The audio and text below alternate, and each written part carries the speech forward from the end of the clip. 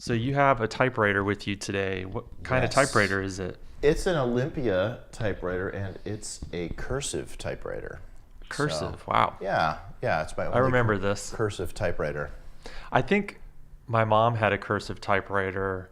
I do remember the first time I put my hands on a QWERTY keyboard before computers. So when was the first time that you used a manual typewriter or an electric typewriter? As a little kid, like Uh-huh. I couldn't tell you the year, but I was young.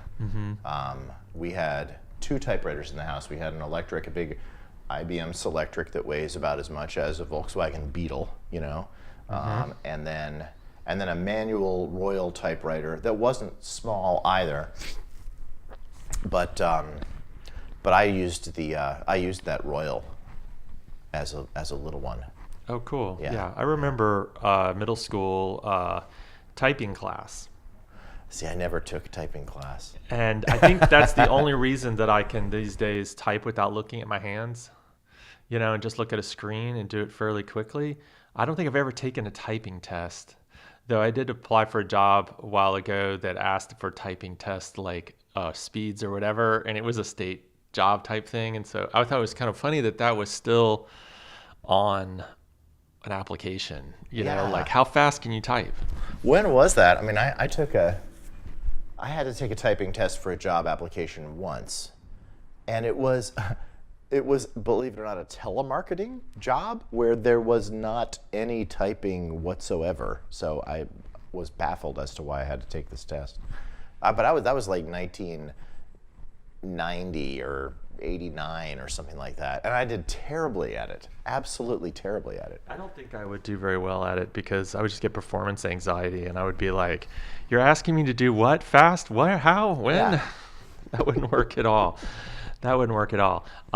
So this is Brian Russell and this is the Flathead Monster podcast and I'm with Chris. And could you pronounce both your names for me, please? Chris? Chris Vitiello. Vitiello. Okay. Yeah. And you're also known as the Poetry Fox. Yes. And so let's just get that out of the way. Like, how did that start? How did the Poetry Fox come into being? Well, I mean, I'm a poet. I've been writing poetry as a sort of, this is what I do from a pretty young age, and followed through with an MFA and all that business. But some years ago, a relative gave me a giant fox mascot outfit as a gag gift. Actually, it had sort of fallen into her hands. Somebody left it behind at some event, and she couldn't get him to come pick it up, so she was going to chuck it in a dumpster, but decided to give it to me because I like weird things. And, I was like, I want to figure out something to do with this. You can't just walk around town in a mascot outfit because people think you're a furry or something like that, and that's not my thing. But it just seemed like, hey, let's just take a typewriter out in public and write poems in a giant fox suit. Sure, let's do that. I think it's a great idea. I've seen a couple interesting performance art, if you could call it, folks who go out into public and do things for people at tables, that's about art or helping other people make art. And I think one of the coolest things about what you do is you ask other people for a word and you create a poem just for them on that word. Yeah, and I mean, there are a lot of typewriter poets out there who do this in some variation, not costumed that I know of, but you go to pretty much any city and you're going to find more than one person who sits out on the street with a typewriter and writes poems on demand for people. It's a definite thing. I was just talking with a poet, Ben Aylshire in New Orleans, who does this, and he's sort of known as poet for hire, and he was like saying that there are scads of poets in New Orleans. It's become kind of a thing. He's like, anybody just finds a typewriter at a junk shop and they think that they're going to sit out and write poems for people on the street. So it's a little bit diluted there.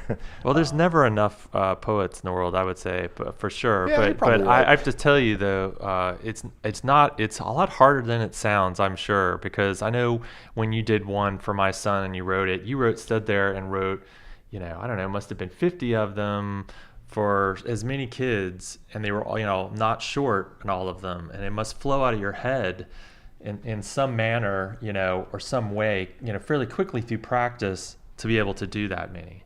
I mean, if we're going to talk about quantity, not quality, or whatever, or quantity and quality. I don't know. It's not like sitting down and saying I'm going to write 60 poems. It's like saying I'm going to write one poem and doing that 60 times in a row in rapid succession, if that makes any sense. Absolutely. I mean, it's I'm the only one who knows the poem that came before, and if I write something that's maybe serious or has a certain emotional tone or maybe a physical structure on the page, I'll throw myself into another direction for the next one. I'll say, okay, let's write a goofy one for this next person. But also I pick up a lot off of the people who come to me. So it's kind of like a little clean slate for each poem. Oh, okay. In rapid succession for me, I think. Okay. It's just like a new person, I get a quick read off of that person, they give me a word. That actually turns out to be a remarkable amount of information sometimes, much of the time. And then there's just an idea from that or several, and I make a choice and go. So, yeah, it's not like decision making, it's a lot more like instinct. But I have a lot of moves. I mean, I've been writing poems for decades, and reading really widely, so I have a lot of moves in my that are available to me at high speed. Yeah, reading, that seems the key, right? I mean, A lot of writers said that, you can't write unless you read a lot. I think you can, but it's hard to... Good reading, good writing. Yeah, it's anytime you go to an open mic, you hear a few people read who you're like, wow, you've only written poems. You really haven't read any, have you? You could just tell there's just there's no depth sometimes. I mean, there are exceptions, obviously, but sure, you do. Once you start reading other people's stuff, every time you see something new, it totally jumps out at you, and you're just like, oh yeah, I have to remember that. I have to remember that. So, when you're hearing other people's poems, said aloud, and have they've read something, it seems to me with art in general that the goal is to take in other art, make it your own, and then share it out again where you can feel influence but not tell exactly maybe that what your influences were or what your style is or whatever, which is hard. And do you have any particular poets that you draw upon for inspiration, and you feel like you've ingested them, and you're trying to share their voices or not share their voices, but yet still be influenced by them somehow? I should be more prepared for that question. I should have some names at hand. I read really widely. There have been big poets for me, like Carl Sandburg was my first favorite poet as a little kid. I really attached to Sandburg, and I think there's a certain this rolling lyrical momentum that comes out of Sandburg sometimes that definitely has some stuff going on in the Poetry Fox, where you can just wax lyrical. And but other poets like Sylvia Plath was a big poet for me. She has a certain way of breaking a line that I really latched onto as a high school kid, junior high school kid. And there's another poet in the DC area where I grew up named Peter Clappert. He taught at George Mason University, and he had these line breaks that would create these double entendres that I found really appealing. So I'm always looking for chances to do that. So you just William Carlos Williams was another poet who was really big for me, and those sort of objectivists like George Oppen, and a bunch of contemporary French poets like Emmanuel Hocquard, who just passed away, may he rest in peace, or another French poet, Francis Ponge, was big for me. But a lot of visual artists. I mean, I think honestly, the biggest influence on me as a poet is probably Jenny Holzer and Barbara Kruger, so two visual artists who work with text and sort of context particularly Holzer. Like concrete poetry, would you call it? No, I think Holzer makes these sort of often they're epithets, or truisms is actually a sort of a name of a series of her work, and she'll put them on an LED board in Times Square, or engrave them on like a funerary bench, or to put text in these sort of different physical, architectural, social, public contexts. And then Barbara Kruger just has these, I mean, she's sort of playing off of advertising in a way. She combines sort of a singular image with another epithet or slogan almost, and creates posters and installations off of that. So it's not concrete. It's not the shape of the text. It's definitely you're reading and getting the meaning, but the meaning is combining with image or context in this way that just sets me on fire. Yeah, they're both brilliant writers too. Awesome. I want to encourage people to understand how artists love other artists or influenced by them, but we're not them or necessarily held or connected to them. And I think that's probably the question a musicians, professional ones especially, dread is like, who are your influences? Because everybody wants to draw a line between these two people and say, oh, you're of that school. You like the Beatles, so you must be like this, or you like free jazz, so you must be like that. So I'm going to encourage people not to do that, but at least to understand that to use a truism, we do stand on the shoulders of giants. And so, we do have people that we love and they're important to us. Typewriters again. So what kind of typewriter is this you have with you today? This is an Olympia typewriter that I brought. With a brand new ribbon, actually, that I just put in it, so it looks really good. It's a cursive typewriter, actually, so it's not giving you your standard sort of typewritten letter form. But I like this one because it's really compact, really small, and light, and you can schlep it around really easily. But it has really good, solid feel. I have about like 15 typewriters or so, somewhere in there. Wow. Yeah. So I guess people really must love seeing the cursive when you hand it to them, because they're like, surprised. they're not expecting that at all. Is there a name for the font? Do you know? I'm sure there is, but I don't know the name for this cursive font. And for the typewriter, it's usually just like people are like, oh yeah, typewriter font. But there are a lot of different fonts on typewriters, and different countries seem to have different letters as well. I have a Cyrillic typewriter at home. I don't know Russian, but it was cheap, and I'm like, yeah, let's get a Cyrillic typewriter and play with that, But it seems like, typewriters were kind of manufactured all over the U.S. and all over Europe, and they all have these wonderful slight differences in national idiosyncrasies, it seems, to them. Yeah. Yeah, like Czech typewriters from Czechoslovakia, back when that existed. I really like those. There's a Consul, Consul typewriter company from Czechoslovakia. I have a couple Consuls. They're great.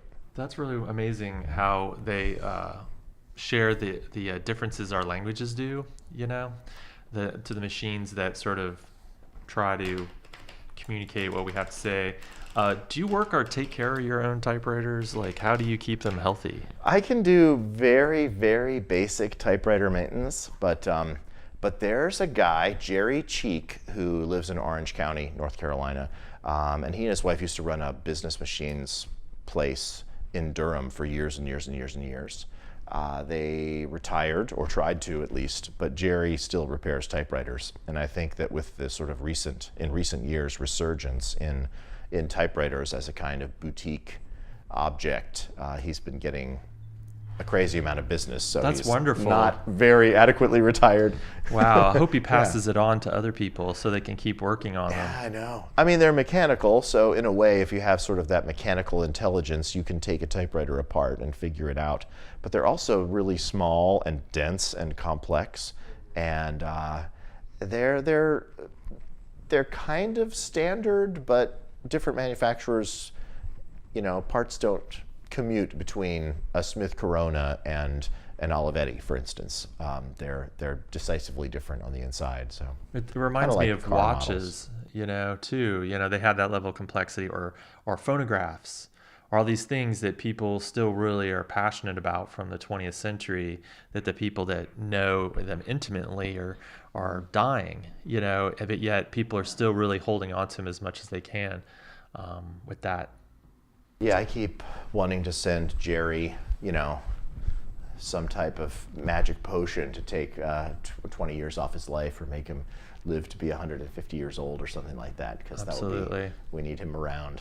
Absolutely.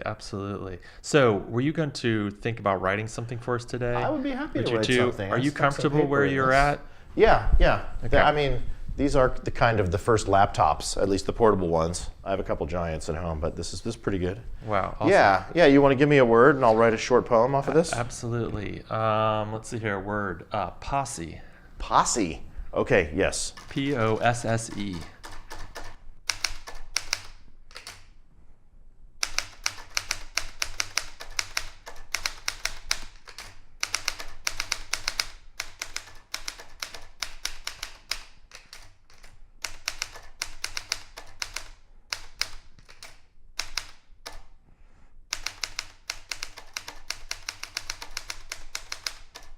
So why did you give me that word?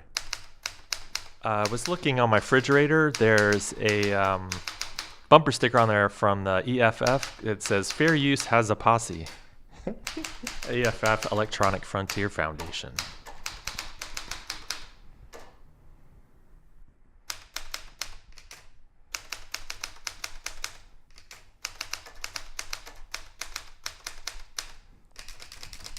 All right, I got a quickie here. How about this? To be bad enough to merit the gathering of a posse, not just rude or getting a middle finger in traffic, but to have ladies running up a frontier road hollering for your pursuit. That sounds great. Thank you for sharing that. Yeah, awesome. I remember, I've told you this, but my son's word that he gave to you was nothing. Mm-hmm. And of course, I think it was just sort of like, if you'll forgive me, his sort of just is insolence or disdain for just like, I have to stand in line and I have to do this thing. Yeah. You know what I mean? But you wrote this beautiful thing about nothing, and I think you mentioned again when I mentioned it that you had another one recently. Yeah, just recently I got that word again. About that. Like, oh yeah. I mean, so those words fun. I'm really also curious, like with kids, they give you words. I mean, what different kind of words do they give you?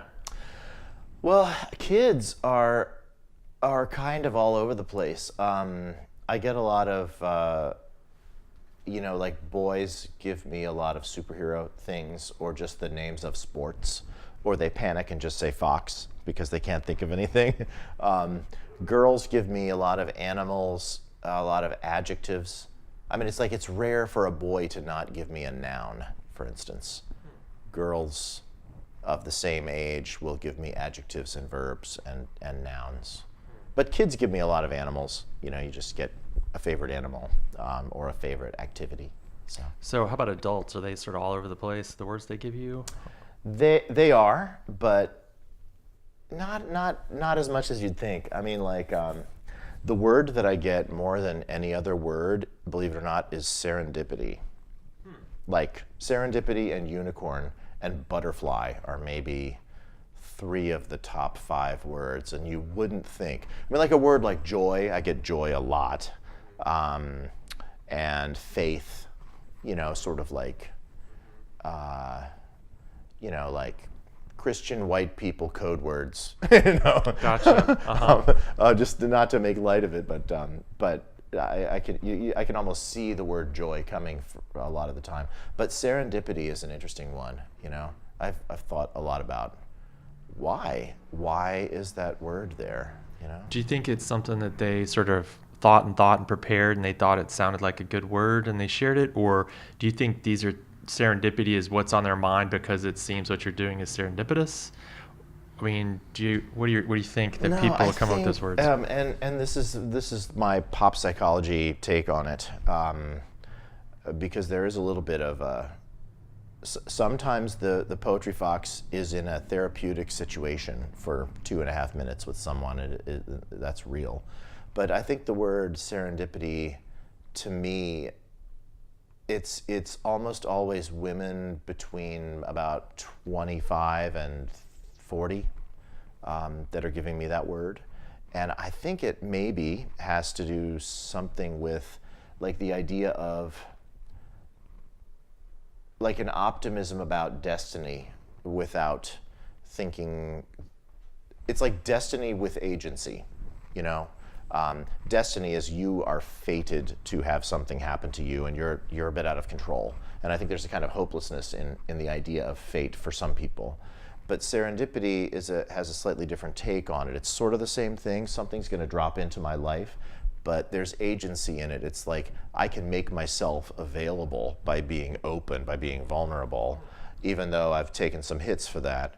And something serendipitous that maybe I've almost earned by my openness is going to come into my life and transform it. That's kind of what I hear behind it. I've probably written 300 serendipity poems over the years. Wow. So Yeah. do you think it's almost like a request or a prayer, maybe even? Like, saying, I'm hoping that there will serendipity or something will occur to me, in this positive way because I open up to this idea of, asking for art.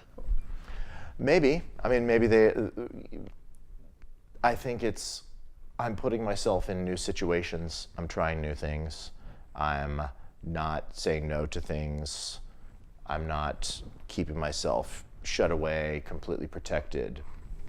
So maybe this is a situation where I don't know what is going to come from this interaction with some dude in a poetry fox outfit with a typewriter. Like, I don't know, but I need to participate in these types of situations because who knows what the result will be.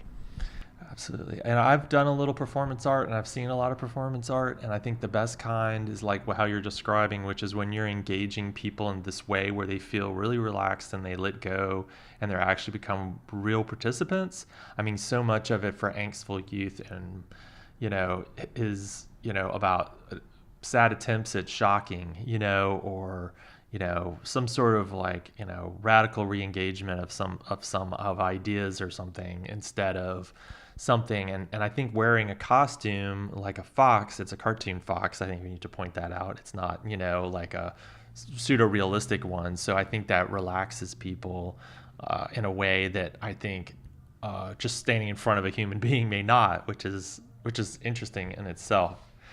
Yeah, I think people's guards are down. They're not bringing. They don't know what expectations to bring to this interaction. And so when you write like a very serious poem or a moving poem, I think they didn't see it coming. So the impact, the emotional impact for them upon getting that poem is really different, maybe heightened for them. So what do people do with your poems when you give them to them? I mean, do there different reactions that people have? Yeah, I mean, I hear back from a lot of people. Poems come back to me. So people will frame them and put them, somewhere in their house, or they'll thumbtack it up in their office cubicle, or they'll share it online. They seem to want to show the poem to other people or have it somewhere where they can sort of touch upon it when they need to. A lot of Poetry Fox poems on refrigerators around town, I think. Yeah, people love these poems, I think, and the poem is much more. I think people get excited about the idea that there's this person who can just make a poem up on the spot, but I mean, it's very much a collaborative phenomenon, Yeah, it's not this individual talent situation, and I've talked to plenty of other typewriter poets who will, who have also would chime in on that. That it's sort of you definitely look at somebody, get some type of input or prompt from them. Different poets use something different, not just a word, it's a theme, or what's your favorite X or Y or something like that. And then the poem kind of comes out of that interaction. It's not a thinker generating some poem out of his or her mind, It's just not that rigid. It seems to be kind of in in the air in the interaction between these two people, a poet and somebody getting a poem. It seems to me that a lot of people have some specific ideas about how art is made. That it's, especially writing, that it's labored over, that, it takes a long time, and certain kinds of writing do, and some happens quicker in a different way. And I think it's really interesting that you're helping people understand that art is done in as many different ways as there are people, if not maybe more ways than there are people. And that they can have this joy about experiencing art made in this particular manner, which may surprise a lot of people. Do you think it surprises people that, like, you just gave me this beautiful thing and it only took like however many, seconds? Definitely. Like, I remember being in a poetry workshop in high school. Or it was a creative writing class, so we were writing poems, and it was, we were writing every week. So, and there would be other students in the class who would bring in nothing, and they'd say, I just wasn't inspired this week. And it always annoyed the hell out of me, because I'm like, well, even if you're not inspired, you should write something. But I really thought, I don't want to be inspired. I don't want to like play that game, because what if you don't get inspired, right? You don't produce any work. I just want to produce the work. I just want to do work. So I think early on, I sort of ditched the whole concept of inspiration, which I think is what a lot of people attach onto with art making. It's like there's an artist who's a special, different person, different from all the rest of us, and something like shines on them, and then they're inspired and they make work. Plenty of artists, Marcel Duchamp springs to mind. I think he's attributed in an interview with saying, all art is decision making. And I mean, to me, most artists have figured that out intuitively at some point. I think I figured it out as a pretty young person, that you can just like decide to do it. You can just decide to do it. You can sit down and say, okay, I'm going to write 10 poems entitled Surface, one after the other. And I mean, like, who cares if 7 of them stink? Because 3 of them are going to be really interesting, because you've pursued 2 bad ideas, which has led you to a good idea out of those. I mean, it's just like, you do the work, you make decisions, you notice, and you do more work. And it just seems to make sense to me. So yeah, I've gotten to a point where I can just sit down and write a poem at any time. I don't, like, inspiration isn't a thing. Wow, that's really great that you came upon that so young. I definitely had challenges with that earlier, but especially with writing. But with visual things like painting, for me, it was always more about getting into the moment and doing it. But the time it took to create the work ethic, like you're talking about, takes a long time. And I think majority of people who do not make art all the time or professionally think it's just about inspiration and don't understand that. I think it also really hit me when I was riding to Raleigh regularly on a bus to work, and every morning I'd sit with someone I knew, and he was like, I use this time when I'm on the bus just to write. I don't want to talk, I just want to write. So you can sit here, that's great, but I'm going to be writing the whole time. And then when he came back home, he was writing on the bus on the way home, and it was just sort of his discipline that willed his novels into being. And I think that's probably the best thing. I think one of the best things we could probably teach kids who are creative or want to be, or all people who are creative, but yet for the young people, is that, and I mean, I have no idea how exactly we go about doing that. You know what I mean? How did you stumble upon or work to, or how did it happen that you felt like inspiration wasn't how I'm going to look at it, but it's just about doing? I mean, you got to it a little bit there, but there was something else that caused it to happen? I mean, I think I was always like a worker. I was an only child, and I had to, I had time by myself to fill, with doing stuff. And I was interested in poetry and writing early on, and I would copy poems over on a piece of paper, because I was like, I need to figure out how somebody wrote that, because I love that poem. It's really cool. I'm not sure why I love this one, let's just copy it over. And I thought, well, if I copy it over, it'll be like the experience of having written the poem, right? Which sounds dumb, but you learn a ton. No, not at all. Like when you finish a line and then your hand moves over to the left to write the next line, you feel that line break. And you get into the rhythm of the poem, if the poem has a sort of metric rhythm, or if it doesn't have a metric rhythm, like if it's free verse, right? You actually get into the deeper rhythm of the poem. I mean, yeah, I learned a ton from that. I would just copy poems over. Yeah, it's like painting. Folks who do forgeries of paintings must learn so much about the similar things you're talking about, but with brushes or in paints, and that language or the of that person's painting, and I know that has been copying or trying to duplicate things has definitely been a teaching method, and it seems more common or more understood in my understanding in writing than in other arts in some ways, except for maybe music where you have scores and people play other people's work over and over again to understand it, but maybe less so in like sculpture. Maybe it's a practical thing, I don't know. Well, I just think that imitation is inherently analytical. I mean, you're in order to imitate it, in order to produce to mimic a sound or to or structure, you have to be able to identify its parts and reproduce those parts in that relationship or that order. I mean, that's analysis,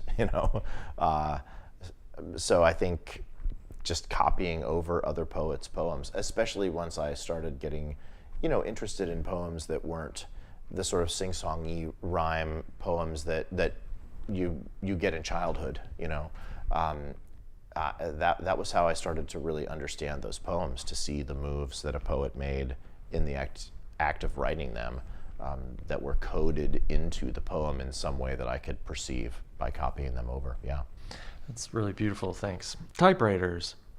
So Yes. we were talking about this typewriter you had before, and you have tell me about some of the other typewriters you have. Oh boy, I actually kind of have a typewriter bucket list. I really wanted to get a couple of Adler typewriters. It's a German manufacturer, but I really wanted to get them because that's the typewriter that Jack Nicholson uses in The Shining. I'm like, I really want an Adler typewriter. So I have a couple of Adlers, not the same exact model that Nicholson uses.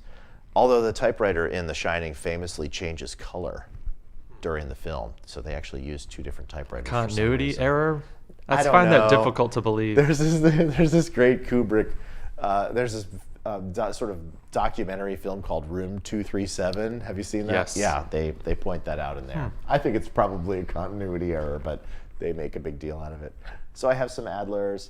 I just recently got an Olivetti Lettera 22, which there's a sort of 22 and a 32 that are, it's like a lot of the 60s journalists, 70s journalists and novelists who were typewriter obsessed used those two models, the 22 and the 32. So I've always wanted one of those. They're kind of expensive. So there's a thing about those two typewriters, but I got a 22 online. Cool. When you were typing earlier, I wasn't looking really carefully, but are you using all QWERTY or are you pointing with both your pointer fingers to type? I don't use the majority of my fingers when I type. My left hand, I use a lot of fingers. My right hand, I pretty much just use my middle finger, like really fast around. So I don't wonder type if the right way, but I'm fast at it. the mechanicalness of it, you have to have more physicality when you're pushing in the typewriter. And I was thinking about old journalists who learned to type with both pointer fingers because supposedly they learned on the hot lead presses when they were making the type to be printed. Sure, the linotype. And so they had to really push it down hard, and so you can tell like there's a certain generation of journalists that do that, and you've probably seen comedians or Muppets or whatever make fun of typing by doing that, and they're mimicking this era, this style of typing. And definitely when I was touching on my typewriter the other day, like I couldn't do it like a gentle clickety clickety click of your laptop or keyboard, Yeah. at all. Now, I've done a few events where there are these events that you see happen all over the place called type-ins, basically, is the term for them. And we did one at the Durham Hotel last June on National Typewriter Day called the Durham Typocalypse, where we just had a ton of typewriters, and you could come in and sit down and type something, having a typewriter experience. There was other stuff going on too. But you see people sit down and they sort of, rest their wrists on the bottom of their palms on the table, and then they try to touch type like you do on a laptop keyboard. And they are not making any marks on the paper because you have to strike these keys, even more so than like the keys of a piano. You have to peck at some point. Whether you're hunting, you have to definitely hit the key with some kind of force. Cool. Well, thank you so much for coming today. I really appreciate it, Chris. I appreciate it, Brian. I appreciate your interest in all things typewriter and Poetry Fox.